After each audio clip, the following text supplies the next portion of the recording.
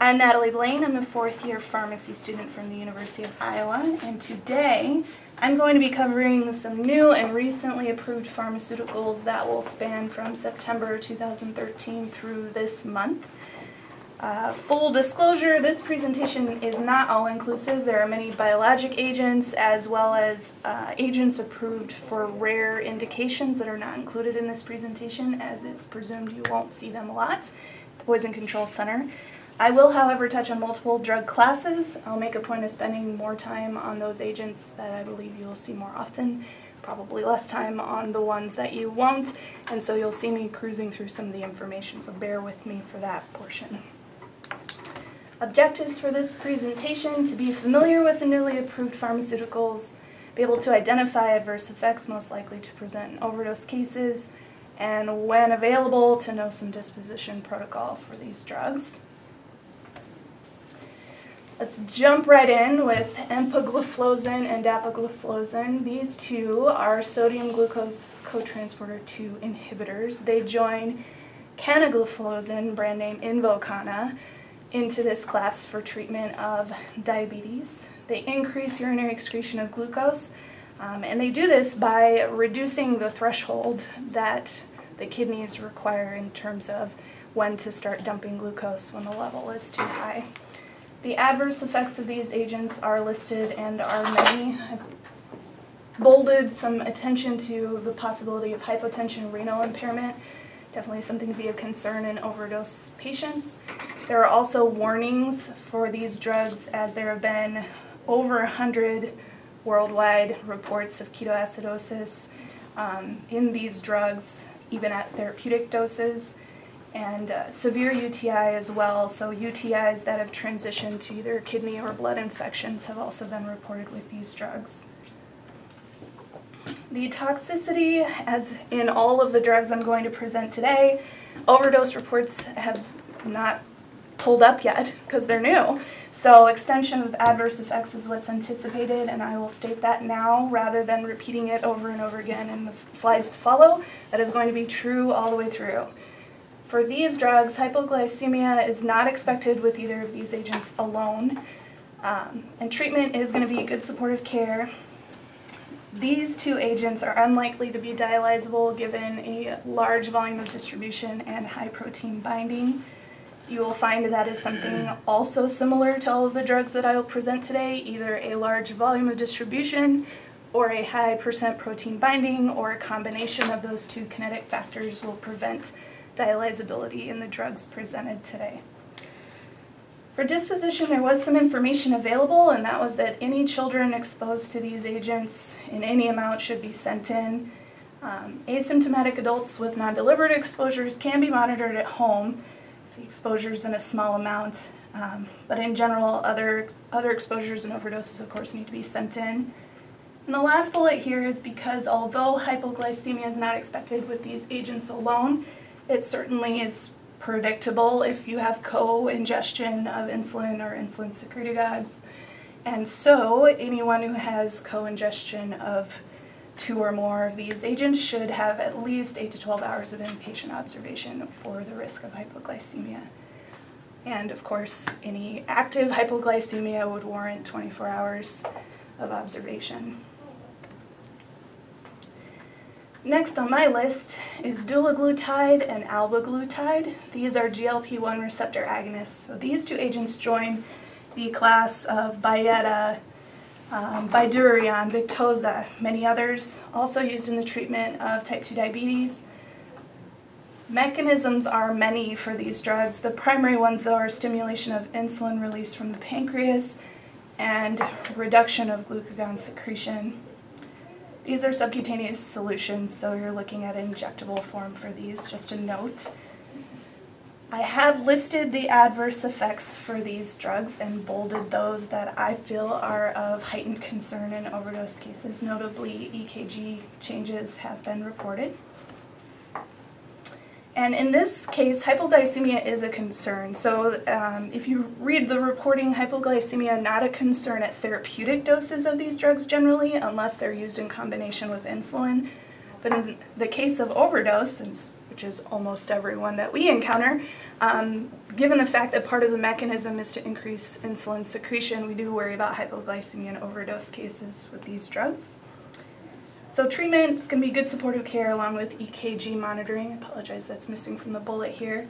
And the elimination is actually not affected by hemodialysis. It's been assessed in previous drugs approved within this class. So again, any children exposed should be sent in, and asymptomatic adults with non-deliberate exposures may be monitored at home, but all others should be sent in for monitoring. Insulin degludec, Tresiba. This is a long-acting insulin. It is similar to all other long-acting insulins available, so Lantus and Levemir. That being said, the mechanism is the same. The adverse and potentially toxic effects are also parallel to currently used long-acting insulin. The difference is going to be volume.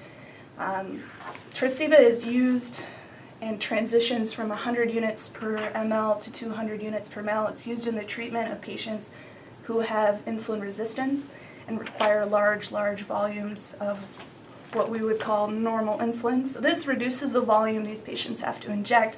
Unfortunately, in overdose cases, that may mean higher exposures with less volume injected, more hypoglycemia, higher risk.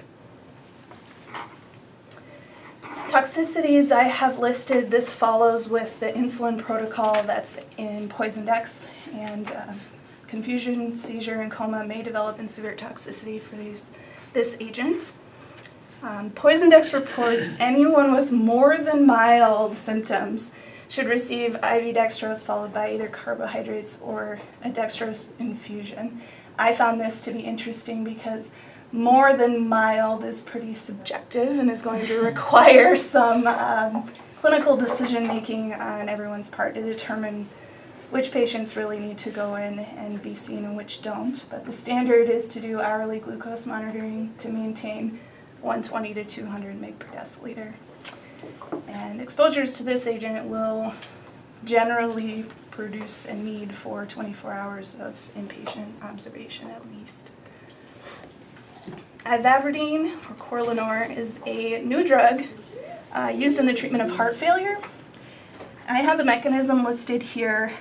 Bottom line is we're inhibiting potassium channels, i.e. QT interactions, to reduce cardiac conduction and therefore reduce heart rate. Basically helping the heart work less hard so that there isn't as quick of a cardiac remodeling that occurs with heart failure patients. That being said, this reduction in heart rate in mass quantities is the reason for the adverse effect profile listed and the reason for the potential toxicities that can occur if this is misused or overdosed on. So treatment is going to be good supportive care, EKG, and continuous cardiac monitoring. And there actually isn't any disposition listed for this drug, but as you could predict, given all of the cardiovascular effects, it would be prudent to send someone in who's exposed to this. Notably, patients who are treated with this drug are at a heightened risk of developing atrial fibrillation at therapeutic doses. So that's going to be a high risk for anyone who overdoses on this drug as well. And the last little note that I had for you guys was, despite the lack of disposition, the noted kinetics are 2 hours to distribute this drug and 6 hours to the full effect. So it's pretty quick in terms of when you're going to start seeing things happen. Sacubitril is a new agent that is being delivered in combination with the common ARB valsartan. So I will touch on sacubitril itself, given the new mechanism of action. It is also used in heart failure, and it's a neprilysin inhibitor. Neprilysin is an enzyme found in the body that degrades vasoactive peptides, natriuretic peptides. So when you block neprilysin, you get an abundance of these peptides, which can result in vasodilation, reduces the activity of the renin-angiotensin system, and also reduces sympathetic drive. So slowing things down for these guys, hence the adverse effect of hypotension. This agent can cause hyperkalemia associated with the ARB that is in combination. This sacubitril is not currently available as an independent agent alone. Renal dysfunction, renal failure, also a concern for this drug. Again, you'd expect toxicity as an extension of those adverse effects, and we're going to want to follow electrolytes, EKG, and provide good supportive care for these patients.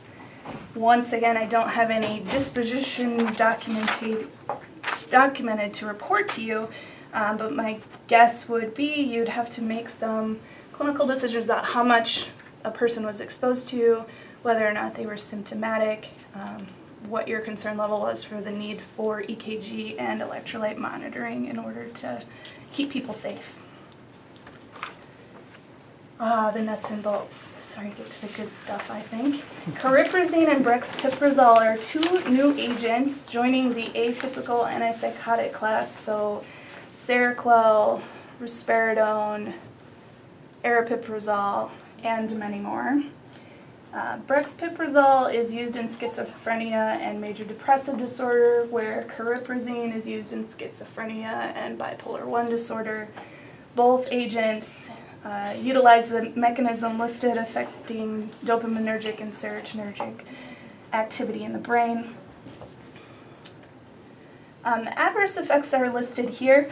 The big thing is with all of these atypical antipsychs is to consider cardiovascular and neurologic effects, particularly potential conduction changes. QT prolongation is very common with this class, and there simply isn't enough data to say there wouldn't be QT prolongation overdose cases for these drugs. Also reduction in respiratory drive, potentially seizures, another risk. Treatment does include good supportive care, EKG monitoring, and in severe cases, you may see neuromalignant syndrome, hypotension and coma in these patients. The difference, what's the difference? So cariprazine has an active metabolite with a documented elimination half-life of 1 to 3 weeks, which is a long time. Brexpiprazole has inactive metabolites, and its elimination half-life is about 91 hours. So more comparable to current antipsychotics in this class. So you might predict someone with a large overdose of cariprazine could expect to see effects for a much longer period of time than brexpiprazole, and that's really the biggest difference I saw kinetically between these two agents. Vortioxetine, or Brintellix, is a new agent to the SSRI class, along with the commonly seen fluoxetine and Zoloft. See those all the time. While they do work to keep serotonin at the synapse for a longer period of time, they do come with a laundry list of possible adverse effects, particularly in overdose. I know that you guys are pretty familiar with this class, but hyponatremia, seizures, serotonin syndrome are the highlights and things that we'd be looking for in these patients. Treatment includes EKG monitoring, always good supportive care, and benzos or cyproheptadine for serotonin toxicity if it were to arise. Disposition reported as small inadvertent exposures that remain asymptomatic may actually be monitored at home, but anything that's coming up symptomatic or deliberate, of course, will require inpatient observation. I had noted volume of distribution, 2,600 liters for this drug, so we're definitely not going to be dialysing this one. Eslicarbazepine, if I'm saying that correctly, is a new agent used to treat epilepsy, and the mechanism of this drug is actually unknown.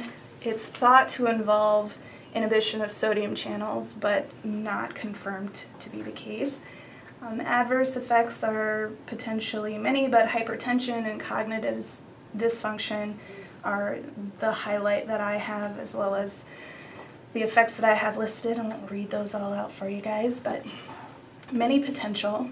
There are warnings with this drug as well. So hepatic dysfunction, hyponatremia have been reported, Stevens-Johnson syndrome, and DRESS, or multi-organ hypersensitivity reactions, have all been reported with this drug utilized at therapeutic doses. So concerns for overdose cases as well.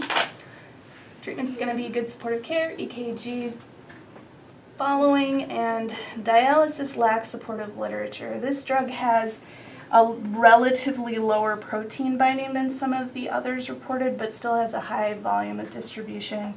I would consider dialysis not likely to make any difference in outcomes for these patients.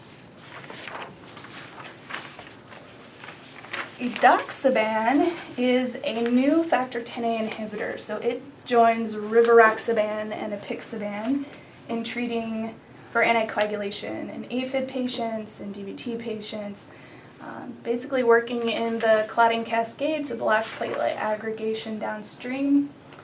And the primary adverse effect at therapeutic doses is hemorrhage and will be the primary concern in overdose cases as well. The warning on this drug is that bleeding risk is potentially fatal, even at therapeutic doses. So high risk of bleeds, intracranial hemorrhages included, hemorrhagic stroke as well.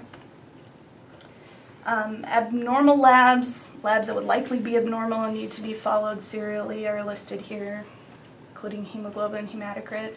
Those are the items listed in disposition and Poisondex as needing to be serially monitored. Treatment can include packed red blood cells, fresh frozen plasma in cases of severe or uncontrolled bleeding. Other than that, unintentional ingestions of 1 to 2 doses might be observed at home, presuming that they remain asymptomatic, of course. But anyone with any amount of bleeding needs some inpatient observation. And of course, as always, our intentional ODs will have to go in. The last agent that I will cover in some depth is duroxazumab. This is brand name Praxbind, and it is a new antidote that is out for the use of either reversing anticoagulation in the need for emergency surgical procedures, or in cases, hopefully rare cases, of a patient overdosing on dabigatran. And it is a monoclonal antibody that binds directly to dabigatran. I believe the amount is 350 times that of thrombin itself. And it neutralizes the anticoagulant effect within minutes. I believe the half-life is something on the order of 14 hours, so you can predict in an overdose case that repeat dosing may be necessary, just a sidebar there. There are some adverse effects associated with the antidote, and I have them listed here. Hypokalemia, hyperthermia are the ones that jump out at me. Each of these, it comes in a 2.5 gram vial, and a dose is 2 of those vials. A single vial costs $2,100. What I know about this drug is that it's not come into great favor in terms of its use in anticoagulation. There are other anticoags that have come out with better efficacy and lower bleeding risk. My hope and prediction would be you won't see a lot of use of the antidote because there isn't a whole lot of use of the drug that it's reversing. But that's me being optimistic, of course. And mostly for reference, I have the administration protocol listed here. Just wanted CSBIs to have access to that if they were to get a call from some healthcare provider looking for how do I give this drug. I've never used it before. But I do know that the University of Iowa is carrying Praxbind. They were writing a protocol for it on my last rotation, and they were hoping to never have to use it, but just wanted to have it on hand in case. The next 2 slides are other new approvals that I'm not going to go in depth on, but were worth mention. I'm sure you all have heard that there is a Narcan nasal spray that will be available early 2016. It's nice. It will be a new route, a new means of treatment for opioid overdoses. It does come up in the right-hand corner as a picture of the sprayer, and that is a single 0.4 milligram dose in each sprayer. and it'll come in a 2-pack, sort of like an EpiPen 2-pack, when it does come out. So interesting that that's available now. That's a 0.4 or a 4 milligram? 0.4. Okay. It says 4 milligrams. Does it on top? Mm-hmm. Oh, On this sorry. side. Am I reading it wrong? My fault. I thought it was a 0.4. It's a higher dose, I think it is a 4 milligram. Is it? My fault. 'Cause I was gonna say, do they need the higher dose because, They probably And only have nasal, it available. I would for- think. Okay. I'm sorry, guys. I misread that. It made sense to me that it would have been a 0.4, I guess, because that's what I see as normal dosing. yeah, Okay, well then I stand corrected. 4 milligrams. Okay. so that's one dose in there though? Correct. So it's a single administration. It's Okay. not like you're gonna be And they just pressing. push the Yep. plunger? Mhm. That's all you have to do. Pretty easy. Should be pretty easy to use. When have, and bring that up for discussion, when have you seen that amount of Narcan administered ever? Lots in the Lots? I haven't Our seen protocol it all yet. of years ago in the ER, we'd go up to 10. 10? On things like Yeah. meperidine, How much they took. propoxyphene, because to rule out that it wasn't an opioid. Okay. That, I don't know if that's changed. So then a We'd go 2-pack 4 milligram with no concerns Okay. at all. That's a good education piece for So- me. So in a 2-pack then you'd have 8 milligrams available. Obviously there's some controversy about who's gonna have access to this and how it will be administered, but at least it's out there. Aristata is a injectable aripiprazole. It's a IM suspension.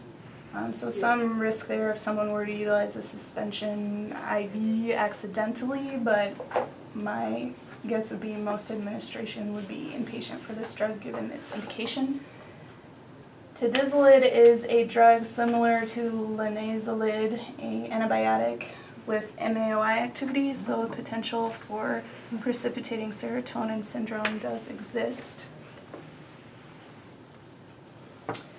And then on the next slide, peramivir is an interesting one that was approved, an IV treatment for influenza, same class as Tamiflu. Can't imagine you would see this at the control center, but I felt it was worth mentioning. Interesting youth therapy on board. Droxidopa is an alpha-beta agonist. It's used to treat a fairly rare indication. It's neurogenic orthostatic hypotension seen in Parkinson's patients, is my understanding. And it does metabolize to norepinephrine, so you'd expect some pathomimetics if someone overdosed on this one. Cangrelor is an IV antiplatelet, very similar to ticagrelor. Would be used in an inpatient setting. If you got a call about this drug, I would expect it from a healthcare facility. And aloxidolene is a locally acting opioid agonist used in irritable bowel syndrome with diarrhea. So presumably an overdose, you might see generalized opioid toxidrome, also available early 2016.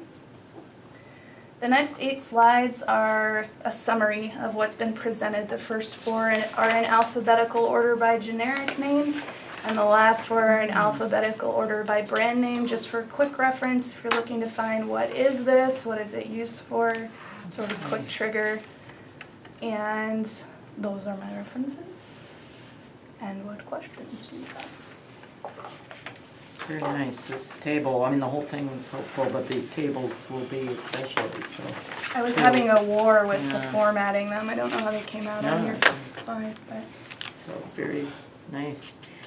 So I have a few questions, I might have missed this, I don't know anything about sodium glucose transporters. Oh, okay. What one is that similar to? Like, it helps me Invokana. when you say Byetta, but that one is, Invokana oh, I've would heard. be the similar, so canagliflozin.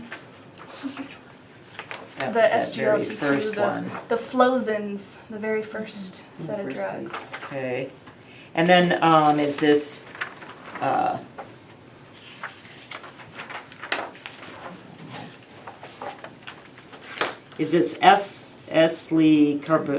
Eslicarbazepine? Is this like, you know, there's escitalopram and citalopram. Are these prodrugs, you know, kind of thing, not, whatever. I mean, are they Cousins isomer dextrin, you know, is it No, a thing? similar name, but an anti-epileptic in this case, a different class and mechanism. I don't believe that's a prodrug. Okay. I honestly should They're look back all into it. siblings. They're siblings? Acetylcarbazepine, carbamazepine, and oxcarbazepine are all siblings. Okay. They're structurally very similar to each other, and I can't remember which one is, Is a pro. yeah, I That's can't what I don't remember. remember Yeah. either.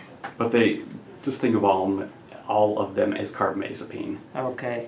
And the reason I ask that is, That was a side. if I'm talking to, or any of our hotline crew on the, you know, you're talking to a healthcare provider, because they're new, you don't know a lot, but you could say it's a sibling.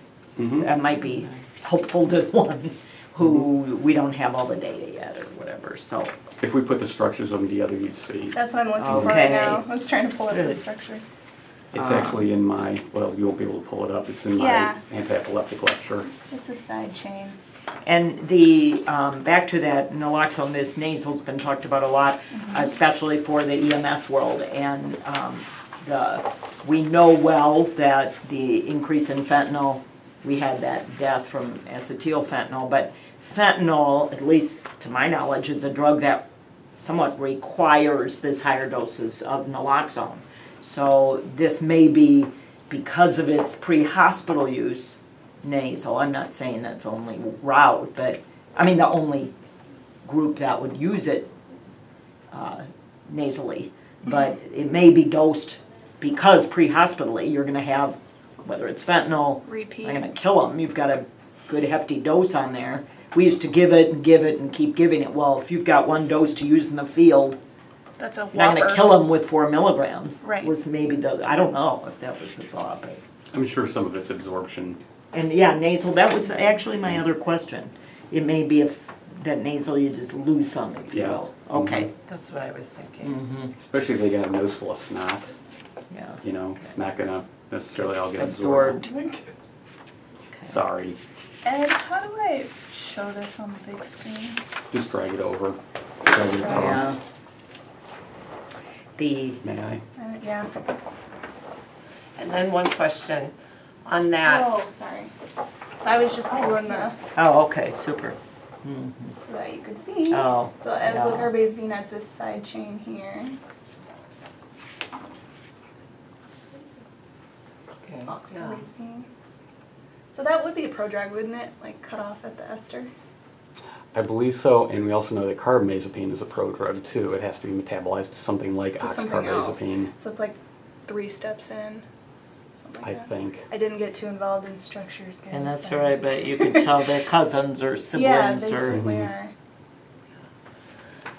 On that same drug, you have DRESS has been reported. What does that mean again? So dress was the long of dress.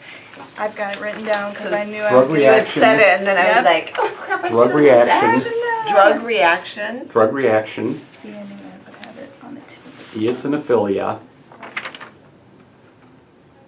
systemic symptoms.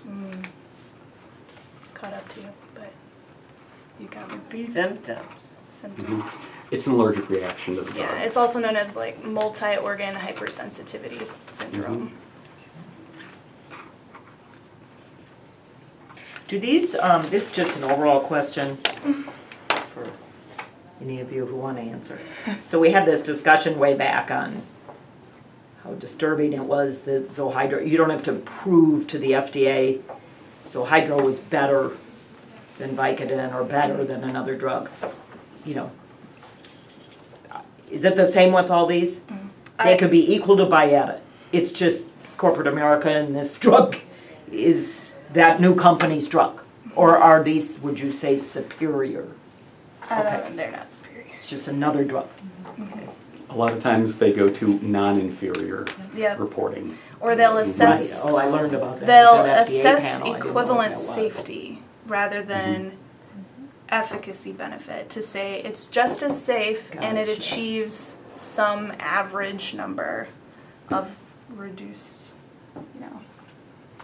bad symptoms from whatever the underlying disease is. So they're proving that it's safe enough compared to the already marketed drugs that maybe aren't so safe either, but not more efficacious. It's like when you listen to the non-steroidal commercials on TV, it'll say ibuprofen, nothing has ever been proven more superior to our product. That's because they're all equal. Yeah, okay, that's how they market it, interesting. Yeah.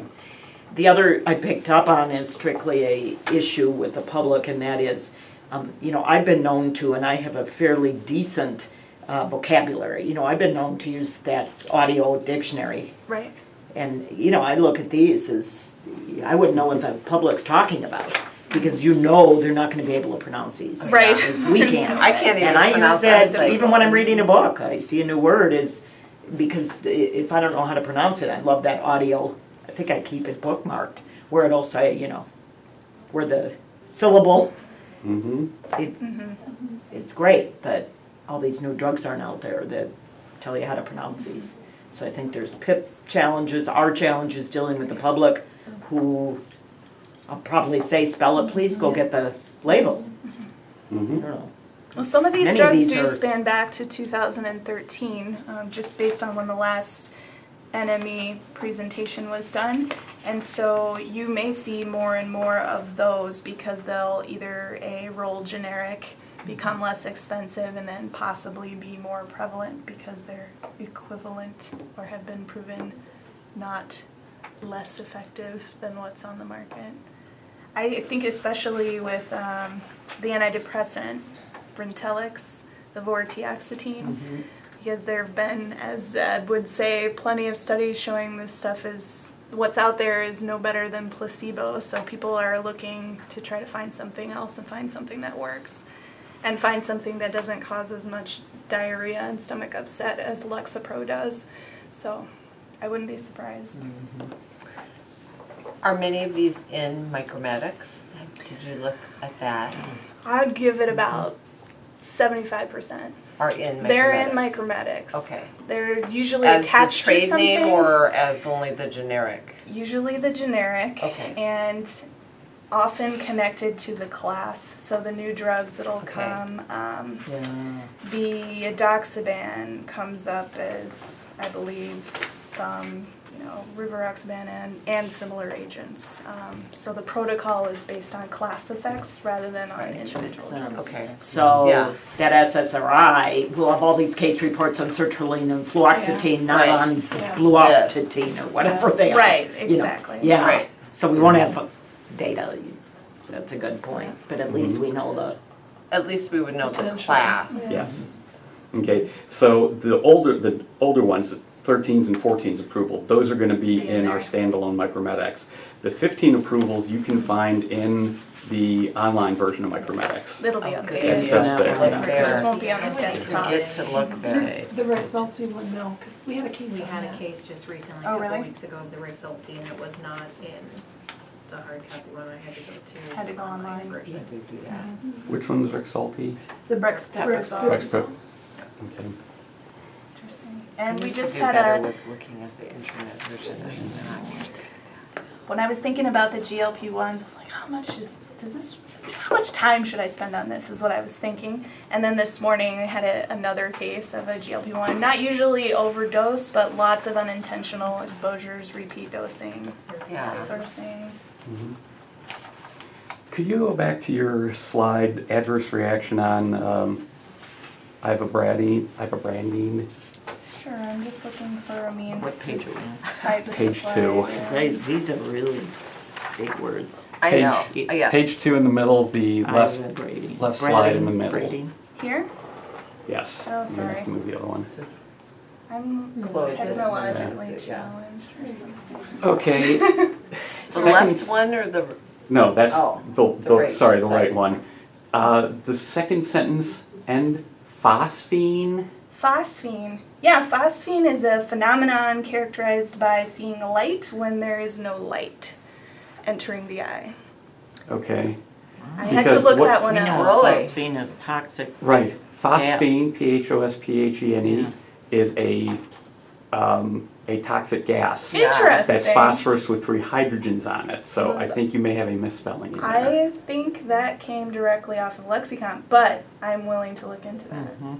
That's interesting. And say that again, what it it's is? It's a phenomenon characterized by seeing light when there's no light actually entering the eye. So it's like flashing lights Oh, when there's you're sitting in the dark. Like my retinal tears, yeah. I see I know, that right? all the Mhm. time.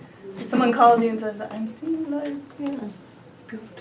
What? Set the light off. Yeah. I'm pulling it up just to see if I committed another atrocity like the 4 milligrams or 0.4 milligrams. Here. Where is it?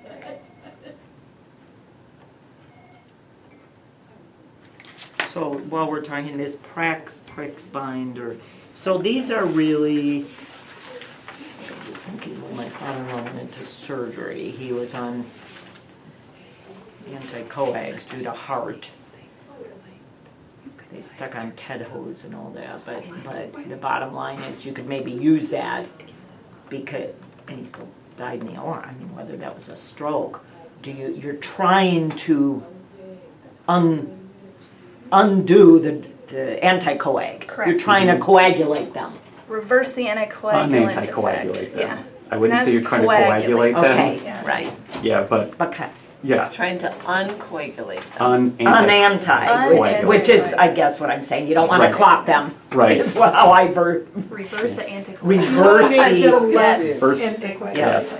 So, let's go to our BCPS who's got it. yes. Reverse anticoagulation, yeah. so in that setting, because that's a concern with some, when you have to take these older people to a OR with Coagulated. I'm not making a fractured fuss. hip or a Mhm. pelvic fracture, because there's such a big vascular area and you could bleed to death.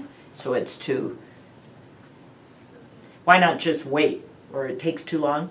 Would it take, it probably Phosphine. takes too For long. waiting. Phosphine. Like, 3%. pull them off their 3% of anticoags, you'd have to patients wait a long time, right, have or not phosphine. Well, it really? depends on the severity of the injury. I mean, if Okay. it's an acute, like, high-risk type patient, maybe it's brain bleed, things like that, then obviously you wanna try to reverse it immediately. Okay, But otherwise, if it's a low-risk one, they're just, like, they're going in for a, like what Cheryl did, like a planned procedure, then just. how long have would it- you recommend as a pharmacist? Take them It's- off of for how, X It's days? drug dependent. Oh, So okay, some of them are like 5 days, some of them are 7 days, it just is drug Okay. dependent. okay, Yeah, you can stick them on sometimes some Lovenox preventatively or some subQ heparin preventatively prior to procedure to help keep them anticoagulated before their procedure, but then it's a quicker reversal time for those so you can have the procedure done. gotcha, okay. Well, that's weird. Why did it go? Maximize the screen. Never understood these drugs that, I mean, at their doses, you could bleed to death and die. They're good. Yeah. Okay, yeah, Sign me up, put me on it. I know. I miss what? Same thing Warfarin. as warfarin and all of those. Yeah, that's. They say that as warnings on all of them, you could bleed out or whatever, but you're right. You know, These warfarin has, well, I guess it says it. it is so, It's new to me too. I was like, ooh, phosphine, what is that? Stuck it in there. Defined in Merriam-Webster as a luminous impression due to excitation of the retina. so it is spelled correctly. It is spelled correctly. I mean, correctly as in phosphine gas, correctly, Yeah. spelled the same way. Wow. Huh. Do we say INE, phosphine gas, or ENE? Thought it was Ian. Iron. Maybe it's INE, That was iron. It is INE. the gas. Iron is the gas. Lung damaging agent listed on the CDC. Okay, maybe that's, Apparently, I don't know how to spell. no, I'm just throwing that out there. I don't know where decimals are at, so we're together at it. It's fine. No, It's totally fine. no problem. I was thinking it. No, because Also. you're not defending what you said. If you go to any book, they say .02 to .04, Right. .4. I know, I was thinking. 0.2 to 0.4 initial whatever, up to 10 milligrams. Right. That used to be old school, but it's probably the same. Well, I actually 0.2 feel to better 0.4. about the fact that it's 4. I'm thinking, how are you So, just gonna buy a whole 'cause bunch of $75 We probably, two-packs? I Keep probably pumping. have that in my drug of abuse, 0.2 to 0.4 up to 2. So that's, what you said is not like way off. It's pretty standard to know. give that dose, like, in, like, the reversals for, like, surgery aspects.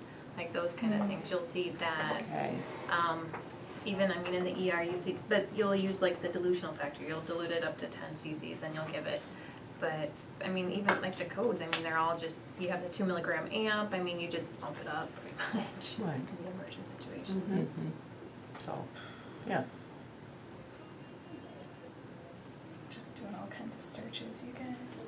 And I wanna say, isn't the intranasal stuff the one that the guy from Oklahoma patented, that one? It's a Isn't- pharmacist. Isn't that a 4 milligram dose as well? Yes, I think, that's the one I wrote I down, the wanna say- pharmacist, the Mhm. PharmD who gave that talk. Mm-hmm. 4 milligrams it's is a what 4 I milligram. remember. And he was, not This is an was, he is a NACT. pharmacist during, is it mid-year? It seems Oh. like, I don't remember. it wasn't a huge, or was it NAC a year ago? Was it the one in New It was Orleans? not finished yet. I mean, not finished, what do you call it? Patented Patented yet, Yeah, or yeah, FDA approved. or FDA Yeah. approved, I FDA think, approved. more, yeah. cause this is a first nasal FDA approved one. That's why, it was not FDA, I don't know if this is it? Ed and I were talking about this. Someone figured out how to make money off of it. People were making it anyway, but now that it's an FDA approved product, it's not okay to just like mix up your own batch. Yeah. Now it's $75 a 2-pack.